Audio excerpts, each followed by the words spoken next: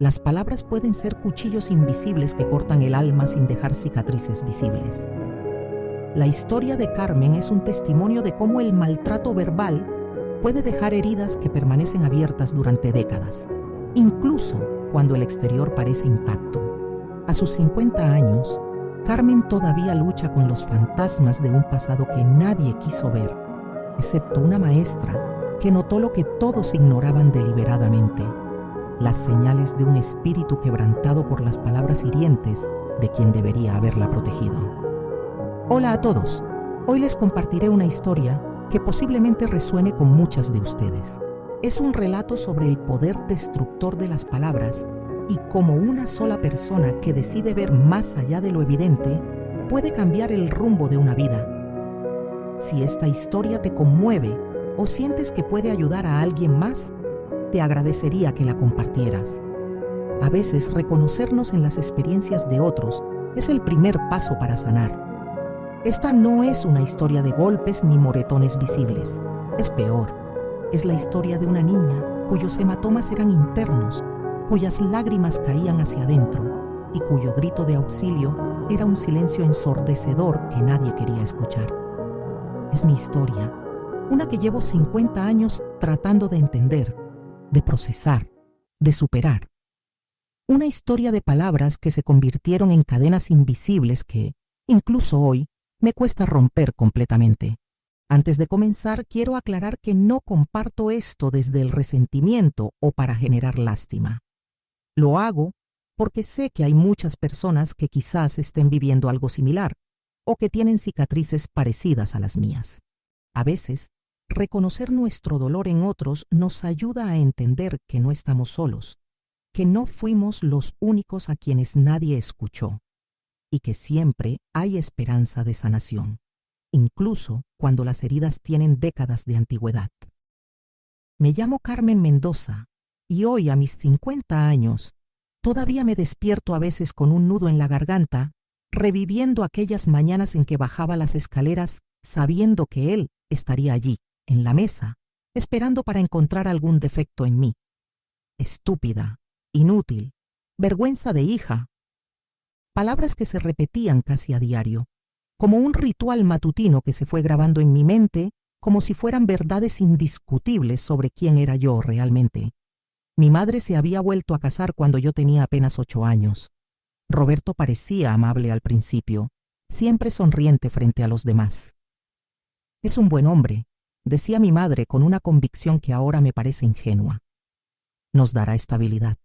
Lo que no sabíamos es que esa aparente estabilidad económica vendría con un precio emocional demasiado alto, especialmente para mí, la hija que no era suya, la intrusa en su nueva familia. A puertas cerradas, Roberto era un hombre completamente diferente. Nunca me puso una mano encima, eso es cierto, y quizás por eso nadie creyó nunca que me maltrataba. Al menos no te pega, me decía mi madre, cuando en un par de ocasiones intenté explicarle cómo me sentía. Pero sus palabras eran como dardos envenenados que se clavaban directamente en mi autoestima, en mi valor como persona, en mi derecho a existir en ese espacio que él consideraba exclusivamente suyo. Eres igual de inútil que tu padre, me decía cuando no entendía alguna tarea escolar. Con razón te abandonó. ¿Quién querría cargar con semejante decepción? Yo ni siquiera recordaba a mi padre biológico, pero Roberto se encargaba de recordarme a diario que mi existencia era el resultado de un fracaso, de algo que no debería haber ocurrido. Y yo, niña ingenua, creía cada palabra porque venían de un adulto, de una figura de autoridad que supuestamente debía quererme. Mi madre trabajaba largas jornadas como enfermera en un hospital cercano. Cuando llegaba a casa, estaba tan agotada que apenas tenía energía para escuchar mis problemas. Además, Roberto era astuto. Frente a ella, se transformaba en un padrastro preocupado. Solo quiero lo mejor para ella, por eso soy exigente, le explicaba cuando ella cuestionaba su tono severo. Y ella, quizás por miedo a perder la estabilidad que tanto había buscado, o tal vez por agotamiento, decidía creerle a él en lugar de a los ojos tristes de su hija. Con el tiempo, aprendí a volverme invisible.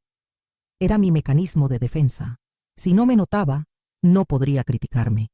Me volvía pequeña, silenciosa. Trataba de ocupar el menor espacio posible en aquella casa que nunca sentí como mía. Comía poco para no ser acusada de tragar como una cerda. Hablaba en susurros para no ser tachada de escandalosa como tu vulgar madre. Sacaba buenas notas para evitar ser llamada retrasada o estúpida, aunque nunca eran suficientemente buenas para él. En la escuela, era la niña callada del fondo del salón. No tenía amigos cercanos porque me habían enseñado que no valía la pena conocerme, que nadie querría estar cerca de alguien tan defectuosa como yo. Además, ¿cómo podría invitar a alguien a casa? ¿Qué pasaría si Roberto les mostraba a mis compañeros lo patética que era yo realmente? El simple pensamiento me aterrorizaba, así que me mantuve aislada, construyendo un muro entre el mundo y yo.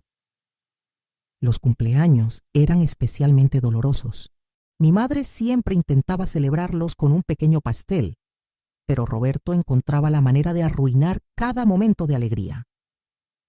¿Para qué gastar dinero en alguien que nunca logrará nada en la vida?, decía mientras yo soplaba las velas, deseando desaparecer o, mejor aún, ser alguien diferente, alguien. Con el tiempo, dejé de pedir celebraciones para evitar darle motivos para humillarme públicamente frente a los pocos invitados que mi madre insistía en convocar. Mis calificaciones eran mi único refugio, mi forma de demostrarme a mí misma que no era tan inútil como él decía. Me esforzaba el doble que mis compañeros, estudiaba hasta altas horas de la noche, memorizaba libros enteros. No lo hacía por amor al conocimiento, sino por pura supervivencia emocional. Cada excelente en mi libreta era un pequeño acto de rebelión silenciosa, una forma de decirme, él está equivocado sobre ti. Y fue precisamente ese esfuerzo académico lo que llamó la atención de la señorita Lucía, mi profesora de literatura en el 8º grado. Una mujer de apariencia frágil, pero con una percepción extraordinaria. Notaba cómo me encogía cuando alguien levantaba la voz, cómo bajaba la mirada cuando recibía un cumplido, cómo mis ensayos, brillantes en contenido, siempre tenían un tono de autodesprecio apenas disimulado. Ella fue la primera persona que vio más allá de mi silencio. «Carmen, ¿está todo bien en casa?», me preguntó un día después de clase. Me quedé paralizada. Nadie me había hecho esa pregunta antes. Nadie había sugerido nunca que podría haber algo mal en mi familia estable. Las lágrimas comenzaron a brotar antes de que pudiera controlarlas. Y aunque no le dije nada concreto ese día, ella entendió. Me tomó de las manos y dijo algo que cambiaría mi vida. Las palabras pueden herir tanto como los golpes, y ambos son formas de abuso. No estás sola. No sabía entonces que ese momento sería el principio de un largo camino hacia mi liberación, ni que la señorita Lucía se convertiría en la primera aliada real que tendría contra la tiranía verbal de Roberto. No sabía que las palabras de aliento de una maestra atenta pesarían, eventualmente, más que todos los insultos de mi padrastro. Solo sabía que por primera vez en años alguien había visto mi dolor. Y eso, aunque pequeño, era un rayo de luz en mi oscuridad. Después de aquella primera conversación con la señorita Lucía, algo cambió dentro de mí. No fue inmediato ni espectacular, sino más bien como una pequeña grieta en un dique que lleva años conteniendo un océano. Al principio, apenas me atrevía a creer que mi situación podría considerarse abuso. Esa palabra sonaba demasiado grave para lo que yo vivía. Después de todo, Roberto nunca me había golpeado, y mi madre siempre insistía en que teníamos un hogar estable, algo que muchas de mis compañeras de clase no podían decir. La señorita Lucía comenzó a pedirme que me quedara después de clases con excusas relacionadas con proyectos especiales de literatura. En realidad, eran momentos que ella creaba para que yo pudiera hablar, para que aprendiera a identificar el abuso verbal y a entender que no era normal ni aceptable. «Las heridas invisibles sangran por dentro, Carmen», me dijo una tarde, mientras revisábamos un poema de Gabriela Mistral. y a veces son las que más tardan en sanar. Recuerdo con claridad el día en que todo cambió definitivamente. Era una tarde de primavera. Habíamos tenido un examen importante y yo había obtenido la calificación más alta del curso. Estaba emocionada, pensando ingenuamente que quizás esta vez Roberto estaría orgulloso, que tal vez este logro sería suficiente para merecer, si no un elogio, al menos la ausencia de críticas. Llegué a casa con mi examen apretado contra el pecho, como un escudo que me protegería de sus palabras hirientes. ¿De qué te sirve ser la primera de la clase si no puedes hacer algo útil como limpiar correctamente? Fue su respuesta cuando le mostré mi examen perfecto. Estábamos en la cocina, y él señaló un plato que supuestamente yo no había lavado bien la noche anterior. Típico de ti, presumir por tonterías mientras fracasas en lo básico. Así nunca llegarás a nada en la vida. Tomó mi examen, lo miró con desprecio y lo dejó caer al suelo como si fuera basura, manchándolo con la huella de su zapato al pisarlo deliberadamente. Algo se rompió dentro de mí en ese momento. No fue rabia, ni siquiera tristeza. Fue una especie de claridad helada. Por primera vez, vi con total nitidez que nada de lo que yo hiciera sería suficiente para él, porque el problema no era mi rendimiento, mi comportamiento o mi valor como persona. El problema era que mi mera existencia le molestaba. Recogí mi examen del suelo, lo doblé cuidadosamente y me fui a mi habitación sin decir una palabra, mientras él seguía gritándome que era una malagradecida. Al día siguiente, la señorita Lucía notó inmediatamente que algo había cambiado en mí. Le conté lo sucedido, con una calma que me sorprendió a mí misma. Ella me escuchó atentamente, y cuando terminé, sacó de su bolso un pequeño cuaderno forrado en tela azul. Quiero que escribas aquí cada cosa hiriente que te digan, cada insulto, cada menosprecio, fecha, hora, qué ocurrió antes y qué sentiste después. No es para que te hundas en ello, sino para que veas el patrón y entiendas que no es normal ni justo. Ese cuaderno azul se convirtió en mi confidente silencioso durante los siguientes meses. Al principio, escribir cada incidente era doloroso, como revivir la humillación una segunda vez. Pero gradualmente, comencé a notar lo que la señorita Lucía había mencionado. Había patrones. Roberto era especialmente cruel cuando tenía problemas en el trabajo, o cuando mi madre llegaba tarde, o simplemente cuando yo mostraba algún tipo de alegría o entusiasmo que él parecía determinado a aplastar. Un día, en una de nuestras sesiones después de clase, la señorita Lucía me habló sobre su propia infancia. Me contó que ella también había crecido con un padre que usaba las palabras como armas. Durante años creí que era mi culpa, que si fuera mejor, más inteligente o más obediente, él me querría. Ahora sé que algunas personas están tan rotas por dentro que no saben amar, solo saben lastimar. Y eso, Carmen, nunca ha sido ni será tu culpa. Mientras transcurrían esas semanas, comencé a notar cambios en casa también. Mi madre parecía más tensa, más vigilante. Una noche, la escuché discutir con Roberto. Lucía, la maestra de Carmen, me llamó hoy, dijo ella con voz temblorosa. Dice que nuestra hija muestra signos de abuso emocional. Roberto estalló en carcajadas que sonaban falsas incluso desde mi habitación. Abuso, porque le exijo disciplina y respeto.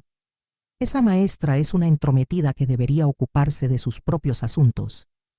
La reacción de mi madre fue lo que más me dolió. No defendió la observación de mi maestra, no cuestionó a Roberto.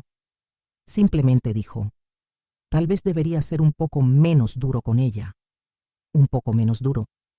Como si el problema fuera de grado y no de naturaleza. Como si estuviera bien destrozar mi autoestima siempre que lo hiciera con moderación. Esa noche lloré hasta quedarme dormida, sintiendo una nueva forma de traición que no sabía nombrar todavía. Al día siguiente, Roberto me esperaba cuando regresé de la escuela. Estaba inusualmente calmado, lo cual me aterrorizó más que sus habituales gritos. Así que le has estado llenando la cabeza a tu maestra con mentiras sobre mí, dijo con una sonrisa fría. Siempre supe que eras manipuladora como tu padre, pero esto es un nuevo nivel. Se acercó tanto que pude oler el café en su aliento. Escúchame bien, niña. Si sigues con estas tonterías, tu madre tendrá que elegir entre tú y yo. Y adivina qué, no te elegirá a ti. Esa amenaza me paralizó. No porque creyera que mi madre me abandonaría, sino porque en el fondo temía que Roberto tuviera razón. ¿Acaso no había estado ignorando mi sufrimiento durante años? ¿No había elegido ya, con su silencio y su pasividad, priorizar la estabilidad sobre mi bienestar? Dejé de compartir cosas con la señorita Lucía después de eso, temerosa de empeorar la situación. Mi cuaderno azul quedó abandonado en el fondo de mi mochila y volví a sumergirme en el silencio. Pero Lucía no se rindió conmigo. Una tarde me entregó un libro, Mujeres que corren con los lobos, de Clarissa Pinkola Estés. No tienes que hablar si no quieres, me dijo, pero lee esto y recuerda que el silencio también es una elección, a veces la única forma de protegerse, pero no puede ser para siempre. Escondí el libro bajo mi colchón y lo leía con una linterna después de que todos se dormían. Esas palabras sobre mujeres silenciadas que encuentran su voz salvaje resonaban dentro de mí como un eco lejano de algo que había perdido. Una mañana, mientras desayunábamos, Roberto comenzó su rutina habitual de críticas. Esta vez era sobre mi cabello, que según él estaba tan descuidado como tu madre a tu edad. Algo dentro de mí se agitó. No fue coraje, sino una especie de curiosidad distante. Me escuché a mí misma preguntar con voz clara, ¿por qué te molesta tanto que exista? La cocina quedó en silencio. Mi madre dejó caer su tenedor. Roberto me miró como si de repente hubiera aparecido una extraña en su mesa. ¿Qué dijiste?, preguntó él con una voz peligrosamente baja. No respondí, pero tampoco bajé la mirada como habría hecho antes. Era la primera vez que cuestionaba abiertamente su comportamiento, la primera grieta visible en el muro de miedo que él había construido alrededor de mí.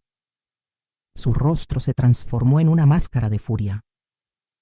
Sal de mi vista antes de que te enseñe lo que es el respeto, siseó. Me levanté lentamente, recogí mi plato y salí de la cocina sin prisa, sintiendo sus ojos quemándome la espalda.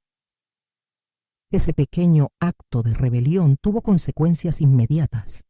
Esa misma tarde, al regresar de la escuela, encontré mi habitación revuelta, mis libros en el suelo, mi ropa desordenada. El cuaderno azul y Mujeres que corren con los lobos habían desaparecido. Sobre mi cama, una nota escrita con la letra grande y agresiva de Roberto. En esta casa no criamos a mujeres desagradecidas e irrespetuosas.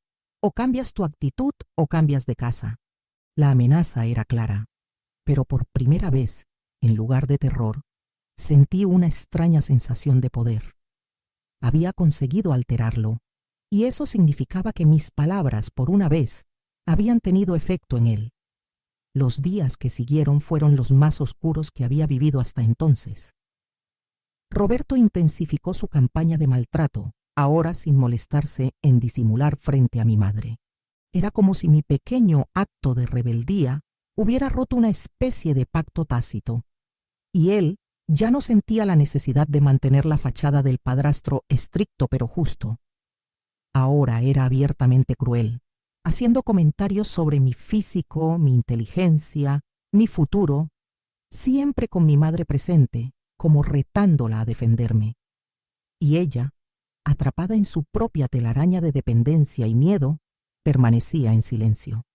Algún día verás que todo lo hago por tu bien, me dijo mi madre una noche, cuando vino a mi habitación después de una cena particularmente tensa. Roberto solo quiere que seas fuerte para enfrentar el mundo. Quise gritarle que me estaba destruyendo, no fortaleciéndome, que cada día me sentía más pequeña, más insignificante, más convencida de que no merecía espacio en esta tierra. Pero solo asentí y fingí dormir hasta que salió de mi cuarto. El abismo entre nosotras se había vuelto infranqueable. En la escuela, La señorita Lucía notó inmediatamente que algo había cambiado. «Te han quitado el cuaderno, ¿verdad?», me preguntó con una intuición que me dejó sin palabras. Asentí, incapaz de explicar lo que sentía. Ella no me presionó. En cambio, me entregó una llave pequeña. «Es de un casillero en la biblioteca. Puedes guardar allí lo que necesites mantener a salvo». Ese simple gesto de protección me hizo llorar por primera vez en semanas. Alguien veía mi dolor y actuaba para aliviarlo, aunque fuera en algo tan pequeño. En ese casillero de la biblioteca comencé a guardar pequeños tesoros, un nuevo diario donde seguía documentando el abuso, fotografías de mi padre biológico que había encontrado escondidas en un álbum viejo, recortes de revistas con mensajes de esperanza, notas que la señorita Lucía me dejaba con citas literarias que me recordaban que había otro mundo posible más allá de las paredes de mi casa. Este pequeño espacio se convirtió en un refugio simbólico, un lugar donde podía ser yo misma sin miedo. Un día, revisando viejas cajas en el desván, encontré algo que cambiaría mi perspectiva para siempre. Cartas de amor entre mi madre y mi padre biológico. Los trazos nerviosos de un hombre joven que hablaba de planes, de un futuro juntos, de su emoción ante la llegada de su bebé. No había abandono en esas palabras, sino amor, expectativa, ilusión. ¿Qué había pasado realmente? ¿Por qué mi madre me había dejado creer la versión de Roberto sobre un padre que me abandonó por ser una carga? Recuerdo una noche especialmente dolorosa cuando cumplí 15 años. Mi madre había preparado una pequeña celebración, solo nosotros tres, como siempre. Había horneado mi pastel favorito de chocolate y fresas, el mismo que preparaba mi abuela cuando vivía. Un pequeño detalle que demostraba que, a pesar de todo, me conocía, recordaba las cosas que me hacían feliz. Roberto llegó tarde, oliendo a alcohol. Miró el pastel y rió con desprecio. «¿Para qué desperdiciar azúcar en alguien tan amarga?», dijo. Y sin más, hundió su mano en el centro del pastel, destruyéndolo. Puedo recordar con perfecta claridad cada detalle de ese momento. Los trozos de chocolate cayendo sobre el mantel blanco que mi madre había planchado cuidadosamente. Las fresas aplastadas como pequeñas heridas rojas. La expresión de impotencia en el rostro de mi madre. La sonrisa satisfecha de Roberto al ver mi dolor. No dije nada. No lloré. Me levanté y comencé a limpiar metódicamente, recogiendo cada migaja, cada resto de aquel símbolo destrozado de amor maternal. Mi madre intentó ayudarme, pero la aparté gentilmente. «Ve con él, necesita que lo calmes». Esa noche, en la soledad de mi habitación, reviví cada cumpleaños estropeado, cada logro menospreciado, cada momento de alegría arrebatado. Recordé a la niña de 8 años que era cuando Roberto entró en nuestras vidas, llena de esperanza e inocencia, creyendo que tendría un nuevo papá que la querría. Pensé en cómo esa niña había ido desapareciendo poco a poco, sustituida por una versión disminuida de sí misma, una sombra que se deslizaba por los pasillos, tratando de no ser notada. Cuando uno se acostumbra al maltrato, lo confunde con amor, me había dicho la señorita Lucía en una de nuestras conversaciones. Crees que te lo mereces, que es normal, que todos los hogares funcionan así.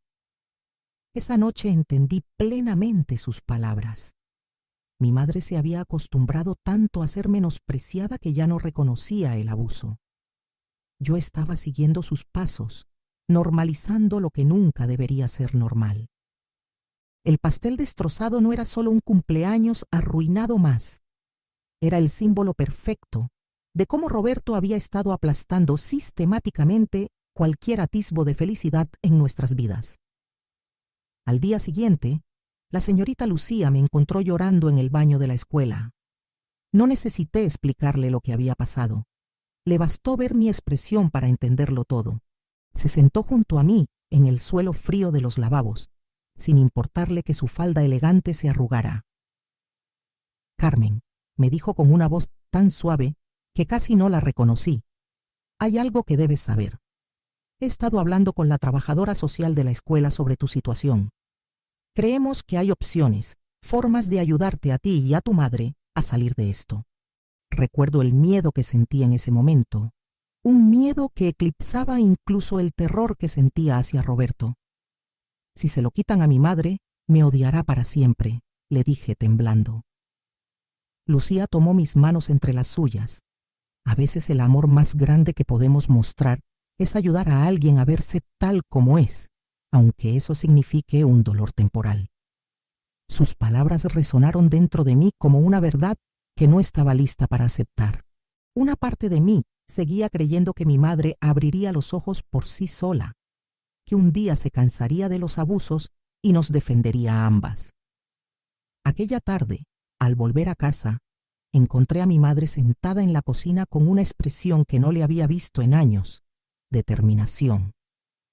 «Carmen», me dijo sin preámbulos, «¿es cierto que Roberto ha estado maltratándote?» Su voz temblaba, pero mantenía la mirada fija en mí. Por un instante sentí esperanza. ¿Estaba finalmente viendo la verdad? Abrí la boca para responder, pero en ese momento escuchamos la puerta principal.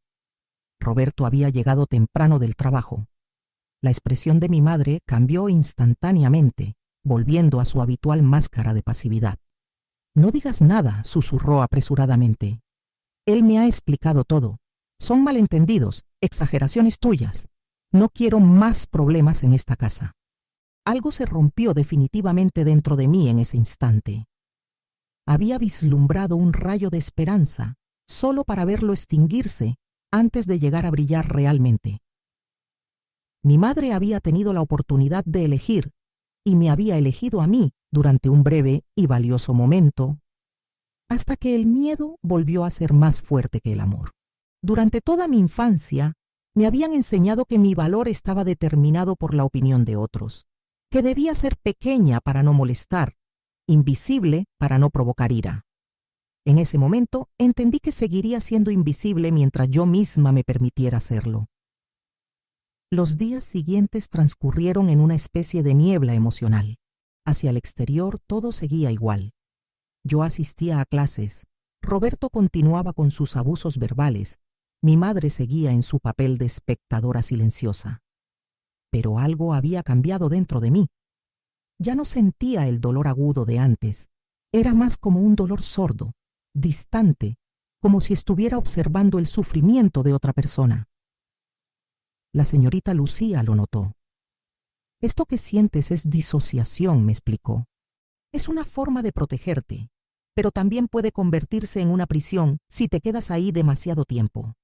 Una tarde, mientras hacía la limpieza que Roberto siempre criticaba por deficiente, encontré algo en su escritorio, una carta de despido de su trabajo. La fecha indicaba que había perdido su empleo hacía más de 3 meses, pero seguía saliendo cada mañana como si fuera a trabajar, volviendo cada tarde con el mismo mal humor de siempre, quizás ahora explicado por su situación. De repente, muchas cosas cobraron sentido. Los ataques más frecuentes, la intensificación del abuso, la ansiedad apenas disimulada, el gran Roberto, el proveedor, el hombre de la casa que tanto alardeaba de su éxito profesional, había estado mintiéndole a mi madre todo este tiempo. Esa noche, mientras cenábamos, Roberto comenzó su habitual rutina de críticas, esta vez enfocadas en lo mucho que le costaba mantener a una familia donde nadie apreciaba sus sacrificios. Algo dentro de mí se activó, como un interruptor que llevaba años esperando ser presionado. Lo miré directamente a los ojos, algo que rara vez me atrevía a hacer, y con una calma que no sabía que poseía, dije: «Es curioso que hables de sacrificios cuando hace 3 meses que no tienes trabajo». El silencio que siguió fue ensordecedor. La cara de Roberto pasó del rojo al blanco en cuestión de segundos. Mi madre me miró con una mezcla de horror y confusión. Supe entonces que había cruzado un punto sin retorno, que ya no había vuelta atrás a la Carmen invisible y silenciosa. Para bien o para mal, acababa de abrir la caja de Pandora. Lo que siguió a mi revelación fue un caos perfectamente orquestado. Roberto se levantó con tanta violencia que su silla cayó hacia atrás, golpeando el suelo con un estruendo que me hizo estremecer. Pero no retrocedí. Por primera vez, mantuve mi mirada fija en él, sintiendo una calma extraña, casi sobrenatural. ¿De qué está hablando?, preguntó mi madre, mirando a Roberto con una expresión de incredulidad que pronto se transformaría en comprensión. ¿Has perdido tu trabajo? Hace 3 meses. Esta mocosa está mintiendo como siempre, rugió Roberto, pero su voz carecía de la seguridad habitual. Su mirada oscilaba entre mi madre y yo, calculando su próximo movimiento. Saqué lentamente de mi bolsillo la carta que había encontrado y la deslicé sobre la mesa. La empresa lamenta prescindir de sus servicios debido a recortes presupuestarios, leí en voz alta. La fecha 3 meses atrás brillaba como una acusación silenciosa. ¿Puedes verificar la firma? Es de tu jefe, ¿no? O debería decir tu ex jefe. La transformación en el rostro de Roberto fue fascinante de observar. La ira dio paso al miedo y luego a algo más oscuro, más calculador. Se recompuso con un esfuerzo visible y soltó una risa forzada. Esto no es lo que parece, dijo, dirigiéndose únicamente a mi madre como si yo hubiera dejado de existir. Quería protegerte de preocupaciones innecesarias. Estoy en negociaciones para un puesto mejor, más acorde a mis capacidades. Solo era cuestión de tiempo antes de contártelo todo. Mi madre tomó la carta con manos temblorosas, leyendo y releyendo cada línea como si esperara que las palabras cambiaran mágicamente ante sus ojos. ¿De dónde sacaste esto?, me preguntó finalmente, su voz apenas audible. Lo encontré mientras limpiaba su escritorio, como me ordena hacer cada semana, respondí con la misma calma extraña que me había invadido. Hay más. Extractos bancarios que muestran retiros grandes de vuestros ahorros, cartas de bancos rechazando préstamos. Está arruinando nuestras finanzas, mamá. Lo que sucedió a continuación fue como ver una película en cámara lenta. Roberto se abalanzó sobre mí no para golpearme. Nunca se había atrevido a cruzar esa línea, sino para arrebatarme los demás documentos que mencioné y que, en realidad, no tenía conmigo. Fue un farol, pero funcionó. En su desesperación por silenciarme, mostró su verdadero rostro frente a mi madre. Ella, por instinto maternal, o quizás despertando de un largo letargo, se interpuso entre nosotros. «No la toques», dijo con una firmeza que no le había escuchado en años. «¿La defiendes a ella?», preguntó Roberto con incredulidad. «¿Después de todo lo que he hecho por vosotras? ¿Sabes lo que he tenido que soportar viviendo con la hija de otro hombre bajo mi techo?». Sus palabras tan crudas, tan reveladoras de lo que realmente sentía, flotaron en el aire de la cocina como veneno. Mi madre palideció, pero no retrocedió. «Es mi hija», dijo simplemente, «y no permitiré que la sigas tratando así». Fueron las palabras que había esperado escuchar durante toda mi infancia. Roberto cambió de táctica entonces, pasando de la agresión a una manipulación más sutil. «Elena», dijo, usando un tono conciliador que conocíamos bien, «estás alterada, no estás pensando con claridad. Sabes cómo es tu hija, cómo distorsiona la realidad. Siempre ha intentado separarnos, desde el principio. ¿Vas a permitir que lo consiga ahora?».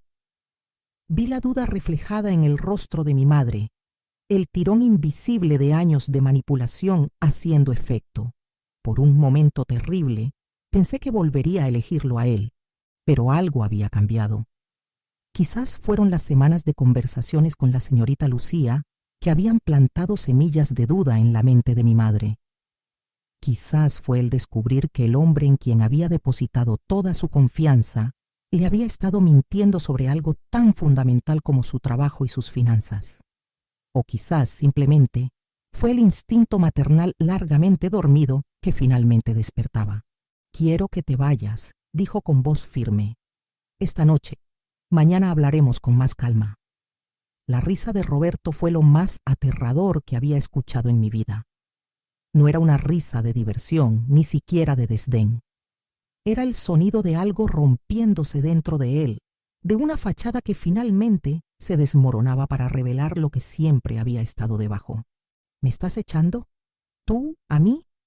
¿Crees que puedes sobrevivir sin mí? ¿Con qué dinero? ¿Con qué trabajo? No eres nada sin mí, Elena. Ni tú ni esa mocosa ingrata. Os he dado todo. Un techo, comida, estabilidad.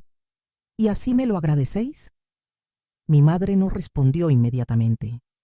Se quedó mirándolo como si lo viera por primera vez, como si las escamas que habían cubierto sus ojos durante años finalmente hubieran caído.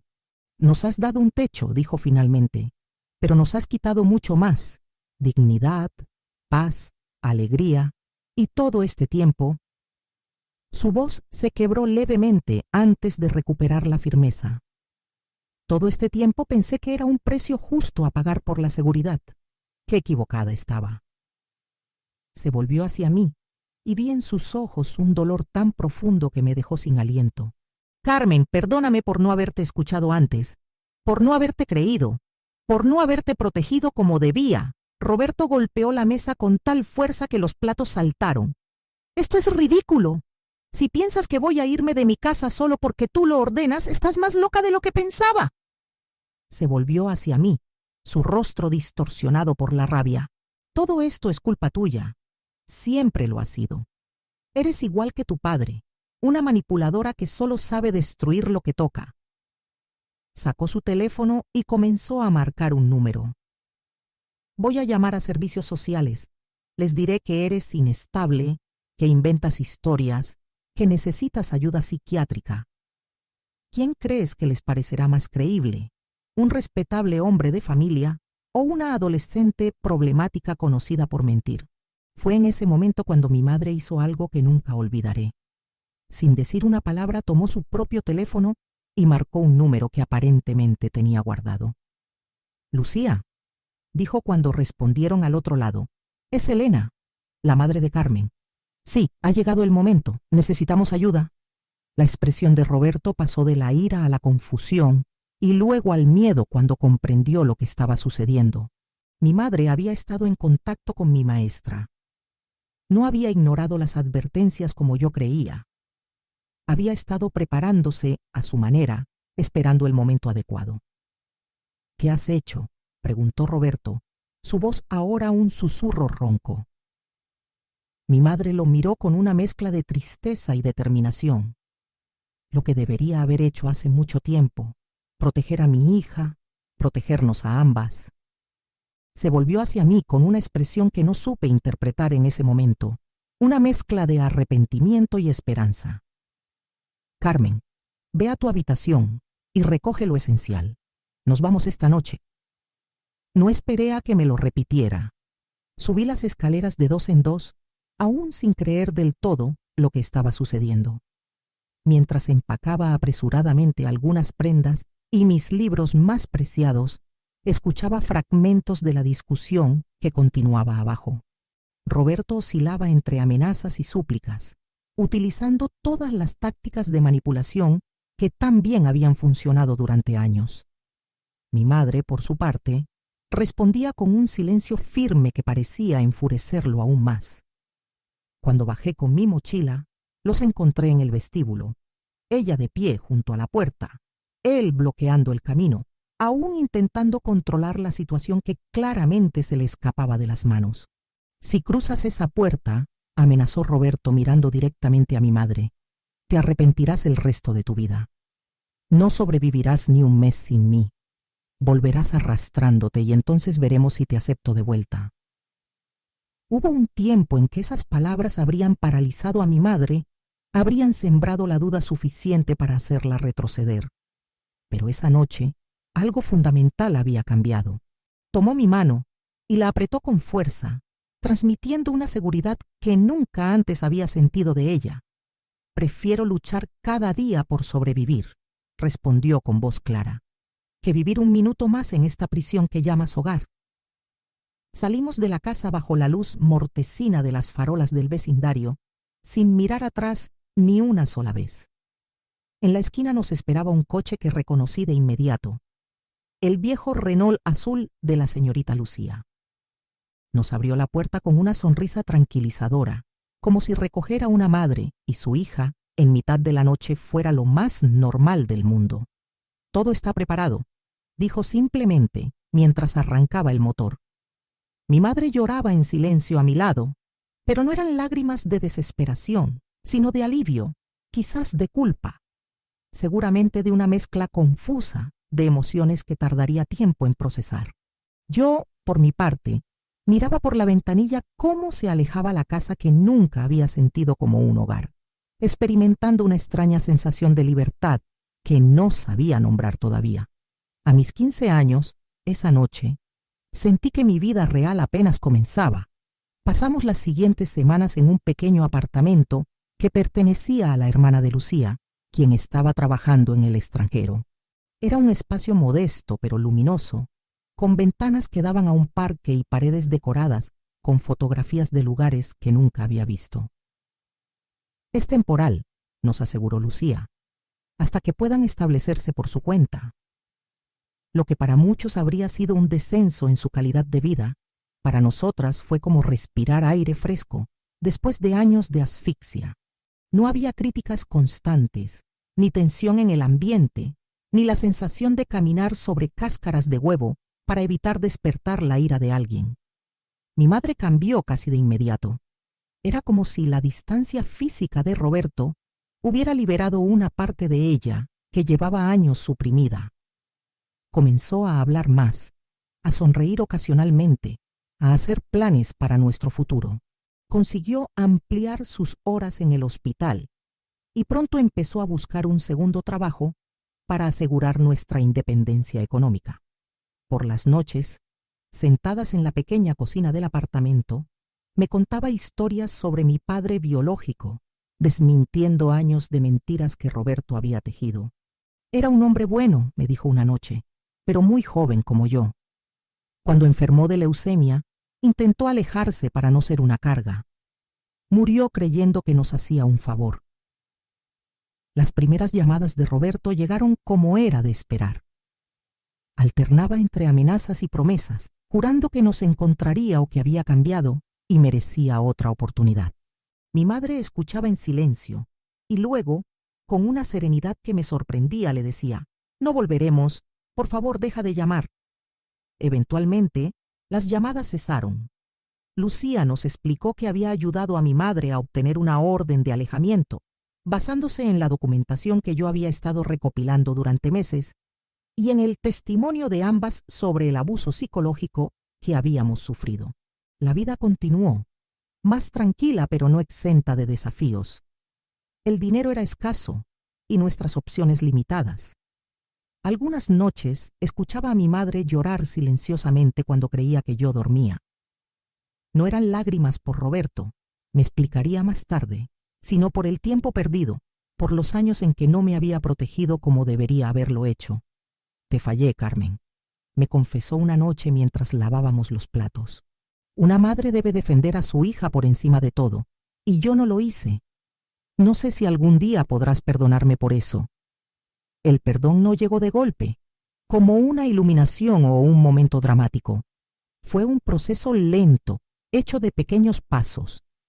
Conversaciones incómodas pero necesarias, reconocimiento mutuo del dolor que ambas habíamos sufrido, comprensión gradual de que mi madre también había sido víctima, aunque de manera diferente a mí. Fue aprender a distinguir entre comprender y justificar, entre perdonar y olvidar. «El perdón no es para el otro», me dijo Lucía cuando le conté sobre mis sentimientos contradictorios. «Es para ti misma. Es liberar el espacio que el rencor ocupa en tu corazón».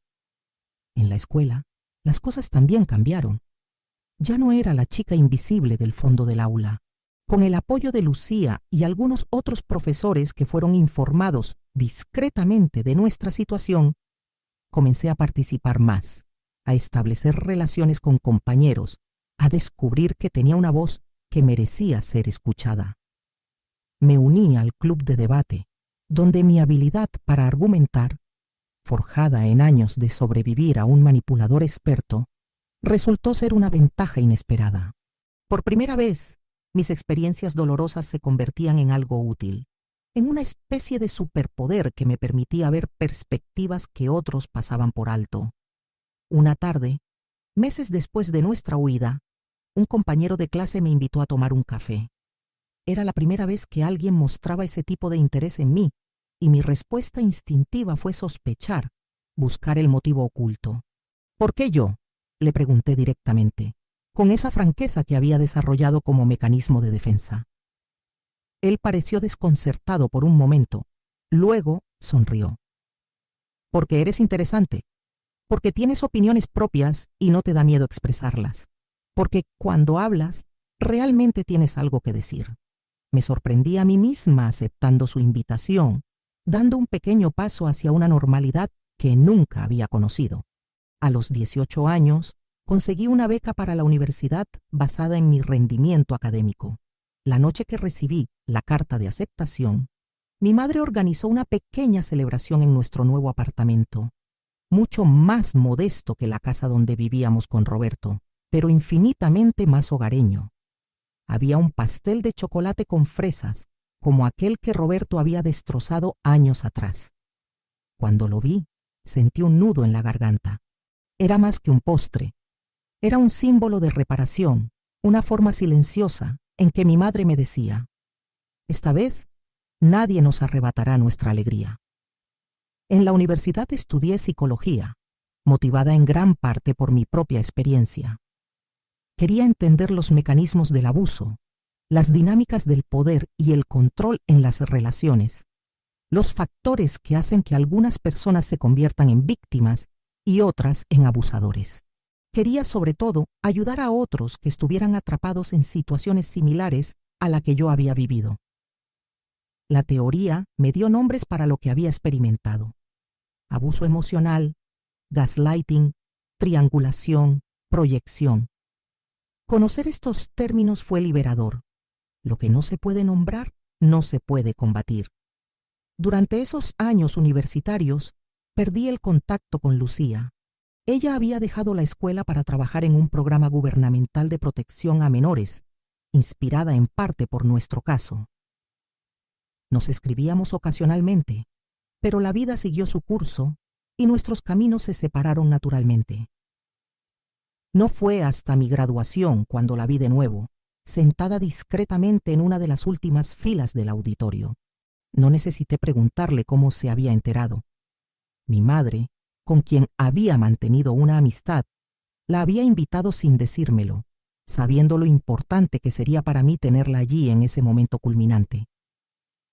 Siempre supe que llegarías lejos, me dijo Lucía, después de la ceremonia, mientras tomábamos un café en la cafetería del campus. Tenías esa chispa, incluso cuando intentabas esconderla. Le pregunté por qué se había involucrado tanto en nuestro caso, arriesgando incluso su trabajo al ayudarnos de manera tan personal. Su respuesta fue simple pero profunda. Porque alguien lo hizo por mí cuando yo era joven, y porque sabía que algún día tú harías lo mismo por alguien más. Así es como funciona la sanación. No solo nos curamos a nosotros mismos, sino que ayudamos a otros a encontrar su propio camino hacia la luz. El encuentro con Lucía me inspiró a seguir sus pasos. Después de obtener mi licenciatura y luego mi maestría, comencé a trabajar en un centro de asesoramiento para mujeres y niños que habían experimentado violencia doméstica. Allí pude aplicar no solo mi formación académica, sino también mi experiencia personal, convertida ahora en una herramienta de empatía y comprensión que ningún libro de texto podía proporcionar. «Has estado donde yo estoy ahora», me dijo una vez una mujer joven después de varias sesiones. «Por eso te creo cuando dices que hay vida después de esto». Mi madre también encontró su propio camino de sanación. Con el tiempo, ascendió en su trabajo hospitalario hasta convertirse en supervisora de enfermería.